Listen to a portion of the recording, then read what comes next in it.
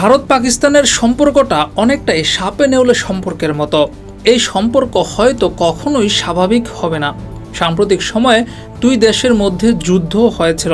এমন অবস্থার মধ্যেই ভারতকে এবার পরমাণু যুদ্ধের হুমকি দিয়েছে পাকিস্তানি সেনাপ্রধান আসিম মনির। জানিয়েছেন, নিজেরা বিপদে পড়লে অর্ধেক পৃথিবী নিয়েই ধ্বংস হবে পাকিস্তান। সম্প্রতি একটি সাক্ষাৎকারে আসিম মনির বলেছেন, আমরা পারমাণবিক জাতি। যদি আমরা মনে করি আমরা ধ্বংস হয়ে যাচ্ছি, তাহলে আমরা আমাদের সাথে অর্ধেক বিশ্বকে ধ্বংস করে দেব।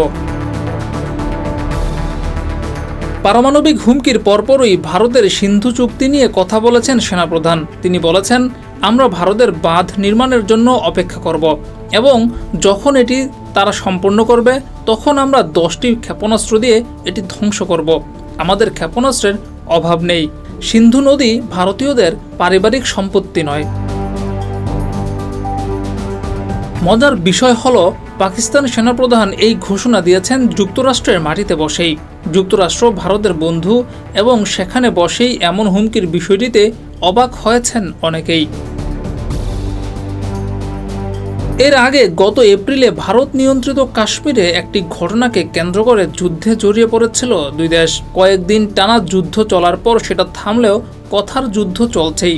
পাল্টাপাল্টি হুমকি আসছে দুই দেশ থেকেই। ডেস্ক রিপোর্ট, যুগের চিন্তা।